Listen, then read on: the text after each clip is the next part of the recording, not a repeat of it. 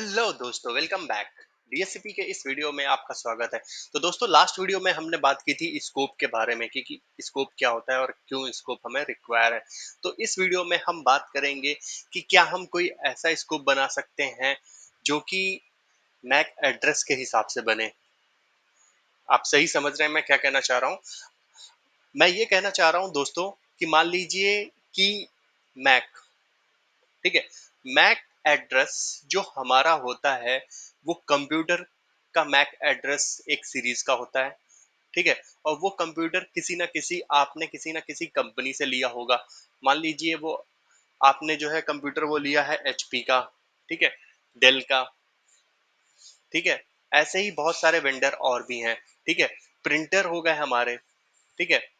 इनका Mac address एक अलग सीरीज का होता है, इसका मैक एड्रेस एक अलग सीरीज का होता है। आईपी फोन का मैक एड्रेस अलग सीरीज का होता है, आईपी फोन का, ठीक है। और हमारा हो गया वाईफाई डिवाइसेस का मैक एड्रेस एक अलग सीरीज का होता है, ठीक है। वाईफाई में हो गया हमारा, जैसे लैपटॉप का भी वाईफाई होता है, ठीक है, मोबाइल का होता है, ठीक है। ऐसे बहुत सारी और भी डिवाइसेस होती हैं जिन पे अगर हम वाईफाई हमें कॉन्फ़िगर करना हो, ठीक है। तो ये हम मैक एड्रेस के हिसाब से क्या स्कोप बना सकते हैं, ठीक है। तो बना सकते हैं, ये हम किसके थ्रू कर सकते हैं, पॉलिसी के थ्रू। डीएचसीपी पॉलिसी, ये जो कंसेप्ट है वो विंडोज 2012 में इंट्रोड्यूस हुआ था, ठीक है, विंडोज 2012 में आया था, ठीक है। तो मैं आपको एक बार दिखा देता हूँ एक पोर्टल जिसके ऊपर आप मैक एड्रेस को देख सकते हो कि कैटेगरी वाइज लिखे हुए हैं, ठीक है। जैसे ये हमारा मैक एड्रेस है, यहाँ पर आप देख रहे होंगे, ठीक है। सिस्को का मैक एड्रेस इससे स्टार्ट होता है, ठीक है। आप यहाँ पर देख सकते हो डेल का अगर आपको देखना हो या एचपी का देखना हो, एचपी का मैक एड्रेस इससे स्टार्ट होता है, डेल का मैक एड्रेस इससे स्टार्ट होता है, ठीक है। डेल का मैक एड्रेस इससे स्टार्ट होता है। तो आप इन मैक एड्रेस के हिसाब से कैटेगरी बना सकते हो, ठीक है। वाईफाई डिवाइसेस का मैक एड्रेस की स्टार्टिंग अलग से होती है, ठीक है। तो एक्चुअली हमें करना क्या है, हमें क्या करना है, मैक एड्रेस के हिसाब से, ठीक है। हमें क्या करना है, मैक एड्रेस के हिसाब से चीजों, मैक एड्रेस के हिसाब से मान लीजिए ये एक मैक एड्रेस है, किसका है, डेस्कटॉप का, ठीक है। किसका है, एचपी का, एचपी के डेस्कटॉप का है मैक एड्रेस, ठीक है। मैक एड्रेस किस पे होता है, इथरनेट। ये मान लेते हैं हम 001B से स्टार्ट है, ठीक है। इसकी एक रेंज है यहाँ से यहाँ तक। अगर आपको सिर्फ और सिर्फ एचपी के मैक एड्रेस अलाउ करने हैं कि भैया एचपी की डिवाइसेस ही मेरे ऑर्गेनाइजेशन में उनको ये आईपी मिले, ठीक है, तो ये आप इसके थ्रू कर सकते हो, ठीक है। यहाँ पर जैसे मैंने कुछ एग्जांपल दिए हुए हैं, ठीक है। अगर आप देखोगे प्रिंटर की रेंज जो आईपी एड्रेस से स्टार्ट है वो 10, प्रिंटर के लिए मान लीजिए प्रिंटर का मैक एड्रेस हमारा स्टार्ट है 10, ठीक है, 1B से स्टार्ट है, ठीक है। हम एक जस्ट सपोज मान के चलते हैं ये स्टार्ट है, तो इसकी एक रेंज है, ठीक है। तो उस रेंज को एक आप डेडिकेटेड प्लान असाइन कर दिया आपने, ये आईपी सीरीज सिर्फ प्रिंटर को मिलेगी, ठीक है। वैसे ही आपने क्या किया कि आईपी फोन का जो है मैक एड्रेस किससे स्टार्ट है, मान लीजिए 1B से स्टार्ट है, ठीक है।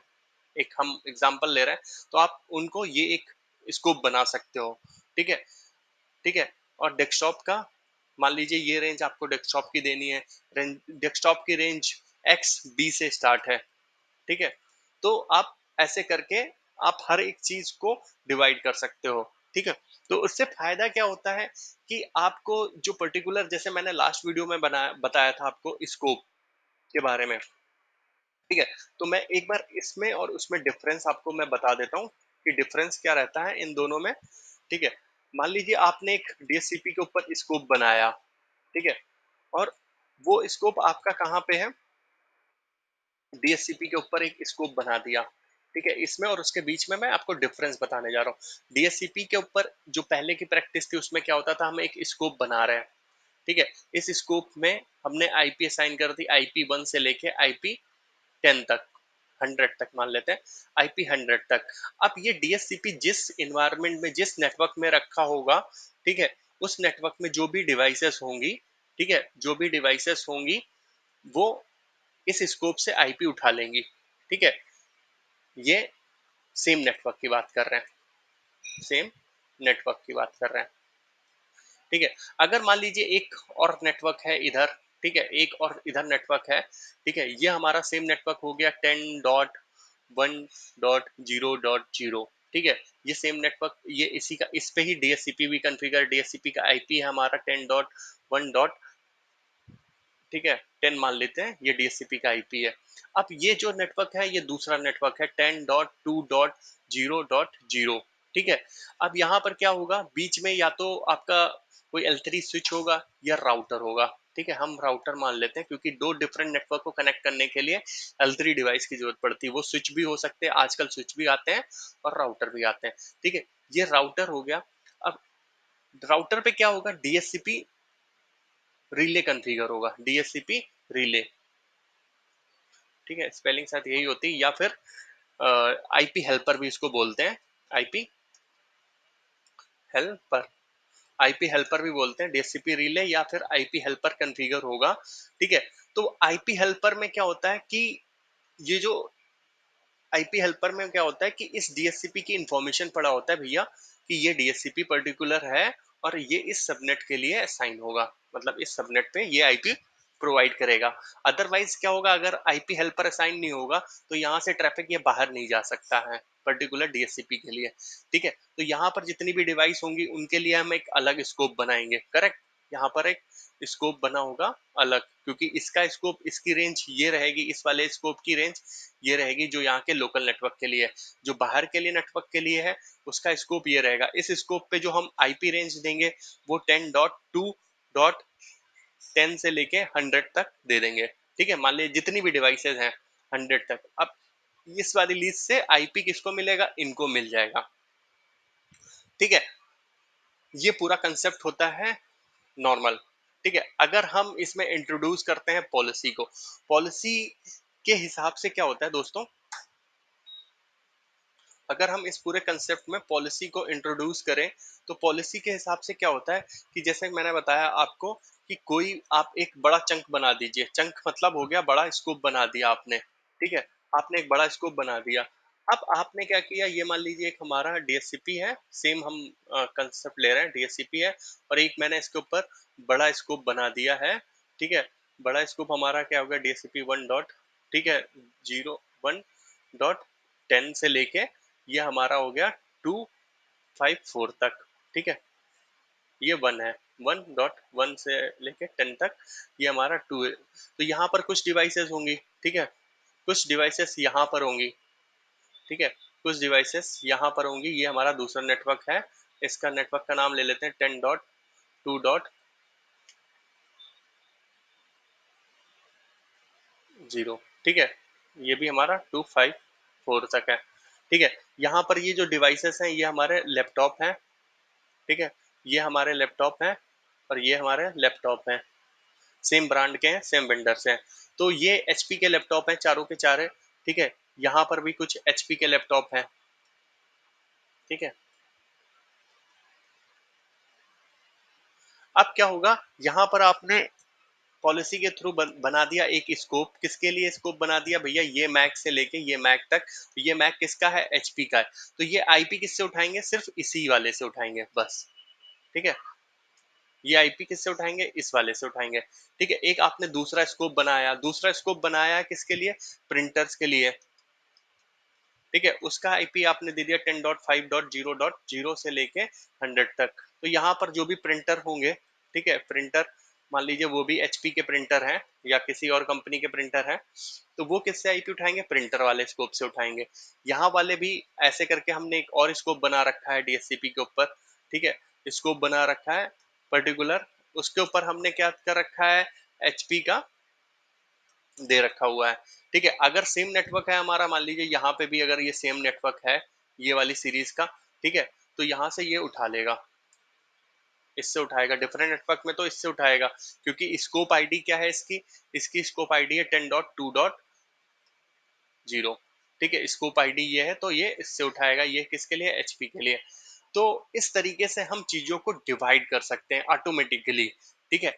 वरना बहुत मेहनत करनी पड़ती है, वरना क्या होता है एक सिंगल स्कोप के अंदर, ठीक है। ये मान लीजिए एक हमने बड़ा चंक बनाया हुआ था एक स्कोप के अंदर, ये वाला जो स्कोप हमारा था, ठीक है, जिसके ऊपर डीएससीपी था, इसी के अंदर आपके प्रिंटर भी होंगे, कंप्यूटर भी होंगे, ठीक है, कंप्यूटर भी होंगे, ठीक है। और जो भी इस नेटवर्क के अंदर आ रहे होंगे, जितनी भी डिवाइसेस होंगी, वो सारे के सारे यहाँ से आईपी उठाएंगी एक ही स्कोप के अंदर से। तो वो मैनेज करना थोड़ा सा टफ हो जाता है अगर बहुत बड़ी ऑर्गेनाइजेशन के हिसाब से हम बात करें। छोटी ऑर्गेनाइजेशन के हिसाब से जहाँ पे बहुत कम कंप्यूटर है वहां पर तो इजीली आप मैनेज कर सकते हो, बट एक बड़ी ऑर्गेनाइजेशन के हिसाब से मैनेज करना थोड़ा सा टफ रहता है, ठीक है। तो एक बार हम इसको देख लेते हैं,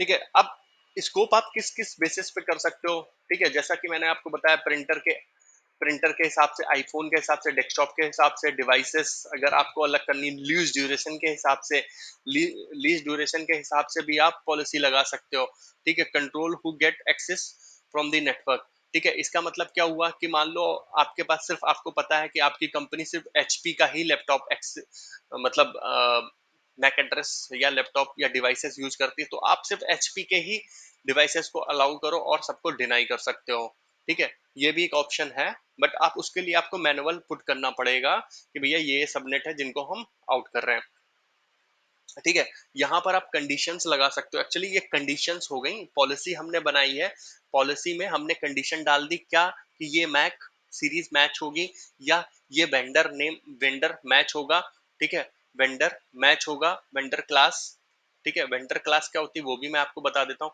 यूजर क्लास होगी, मैच करेगी, ठीक है। यहाँ पर आप देख सकते हो इस टाइप की कंडीशंस आप डाल सकते हो। सेटिंग्स क्या कर सकते हो आप, आईपी रेंज जो मैंने आपको बताया, डीएचसीपी ऑप्शंस आपको मैं बता चुका हूँ। डीएचसीपी ऑप्शंस में क्या हम डीएनएस और राउटर्स की डिटेल्स डालते हैं, गेटवे की डिटेल्स डालते हैं, ठीक है। वेंडर स्पेसिफिक डीएचसीपी ऑप्शंस भी डाल सकते हो अगर वेंडर कुछ एक्स्ट्रा आपको स्पेसिफिक ऑप्शंस चाहिए, ठीक है। तो ये सारी चीजें कर सकते हो। जैसे एक एग्जांपल के तौर पे मैं आपको यहाँ पे बता रहा हूँ कि ये हमने डीएचसीपी में स्कोप बनाए हुए हैं, scope 1, scope B, sorry scope A and scope B, ठीक है।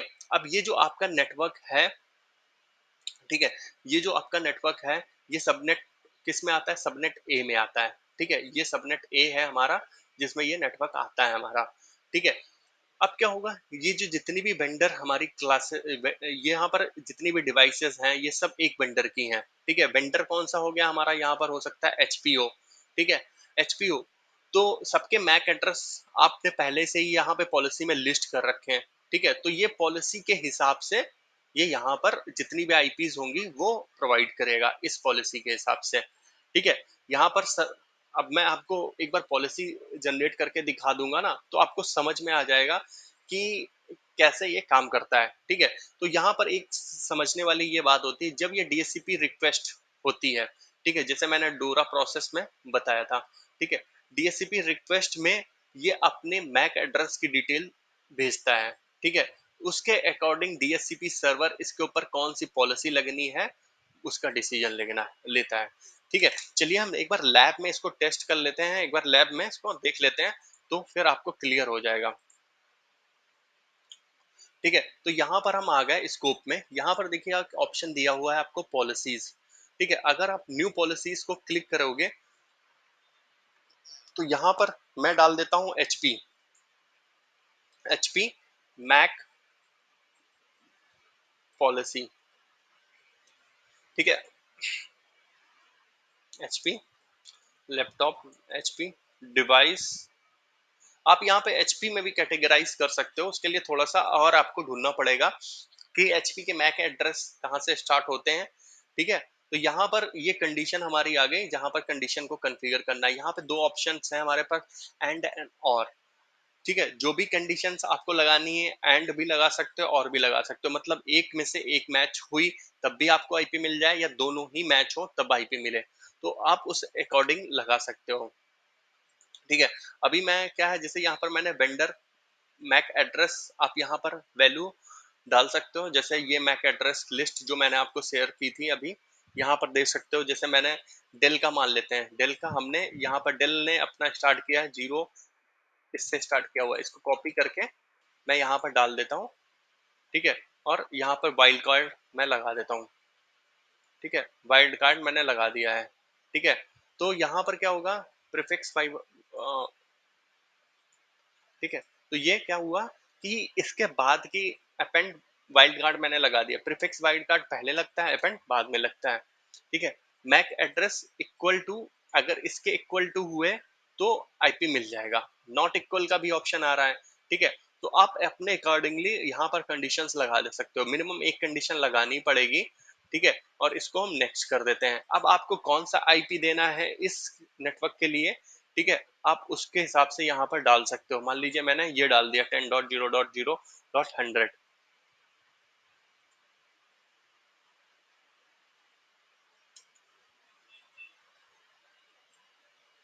ठीक है। ये मैंने आईपी इसको डाल दिया है, ओके।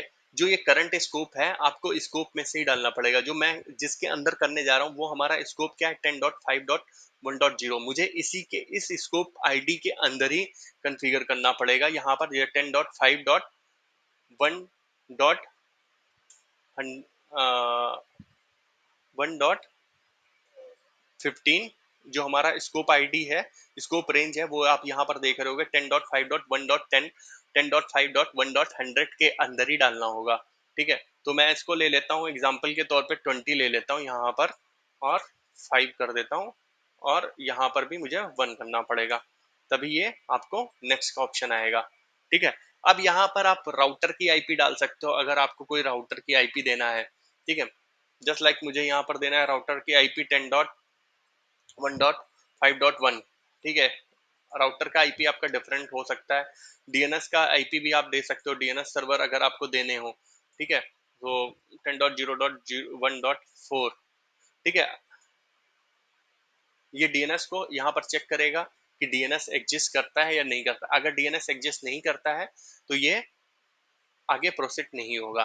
तो मुझे डीएनएस यहाँ से रिमूव करना पड़ेगा, या फिर मैं अपना डीएनएस एड्रेस डाल देता हूँ जो मेरे डोमेन का है, आई डोमेन का है, ठीक है। ये इसको ले लेगा, क्योंकि अब ये कैलकुलेट करेगा और इसको मिलेगा, हाँ ये डीएनएस है, इसको ले लेगा, ठीक है। तो ये दो चीजें हो गई, एक कंडीशंस मैंने लगा दी है और दूसरी सेटिंग कर दी है। दो चीजें इसमें हमें ध्यान रखनी होती हैं, ठीक है। तो ये पॉलिसी बन गई हमारी एचपी।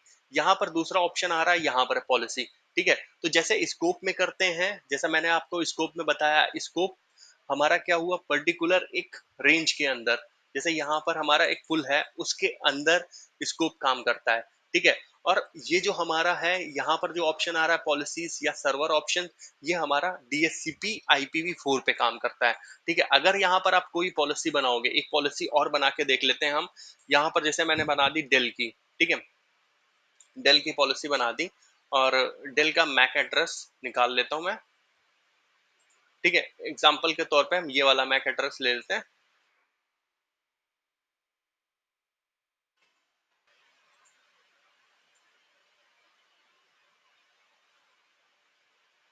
ठीक है। यहाँ पर अपेंड क्लिक करके एंटर कर देता हूँ, और ये हो गया हमारा नेक्स्ट, ठीक है। यहाँ पर मैं कुछ नहीं दे रहा हूँ, इसको नेक्स्ट कर देता हूँ, ठीक है, नेक्स्ट कर देता हूँ।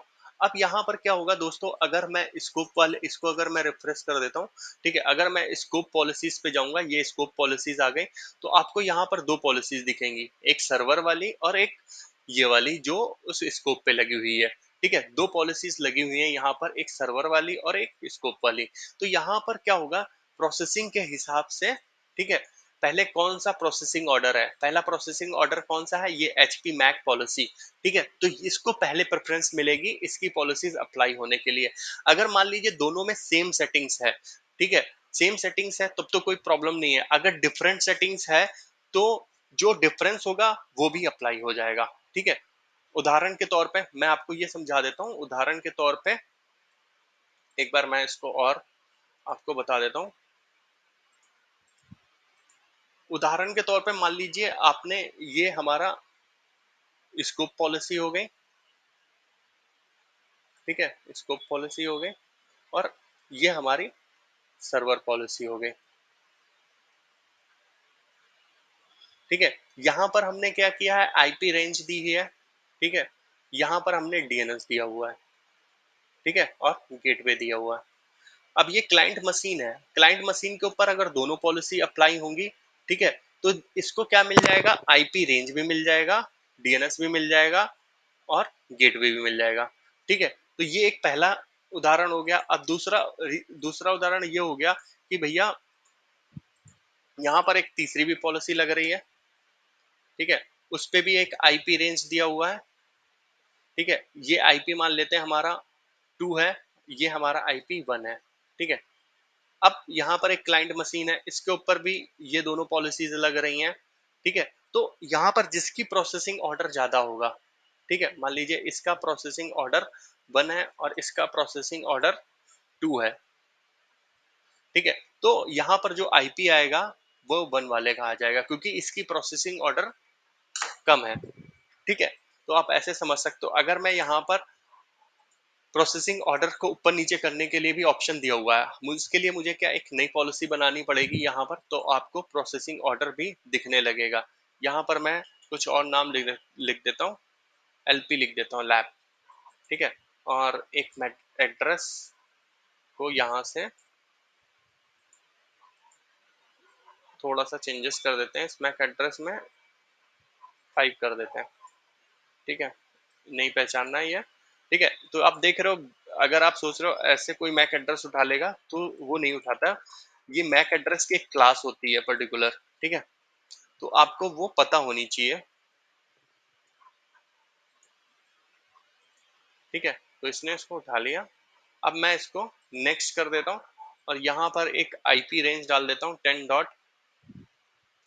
अब हमें आईपी जो देना होगा वो इसी रेंज का देना होगा क्योंकि हम स्कोप के अंदर बना रहे हैं, 10.5.1.50 ठीक है। यहाँ पर भी हम 10.5.1.55 कर देते हैं, ठीक है, और नेक्स्ट नेक्स्ट कर देते हैं। तो यहाँ पर देख रहे हो आप, प्रोसेसिंग ऑर्डर इसका 2 आ गया और उसका वाले का 1 है। जो हमारा स्कोप होगा, ठीक है, वो तो आपको लगेगा ही लगेगा, ठीक है, स्कोप आप ऐसे समझ लो वो लगेगा ही। स्कोप वाले पे प्रोसेसिंग 1 है, ठीक है, आप ऐसे ये देख लीजिए, आप स्कोप वाले की प्रोसेसिंग 1 है। तो इसकी इन दोनों में से अब क्या होगा, इन दोनों में से हम सेम उस पे लगा रहे हैं और सेम अगर मैक दे रहे हैं, अगर मैक भी मान लीजिए हम सेम कर देते हैं, ठीक है। अगर आप इसको चेंज भी करना चाहते हो, कंडीशंस में जाके एडिट करना चाहते हो और यहाँ से ये मैक है, ठीक है, अगर आप इस पे क्लिक करोगे तो ये यहाँ पर आ जाएगा और फिर से मैं इसको ऐड कर देता हूँ और ओके कर देता हूँ और अप्लाई कर देता हूँ। इसका भी मैक सेम है, ठीक है, इसका भी मैक सेम है,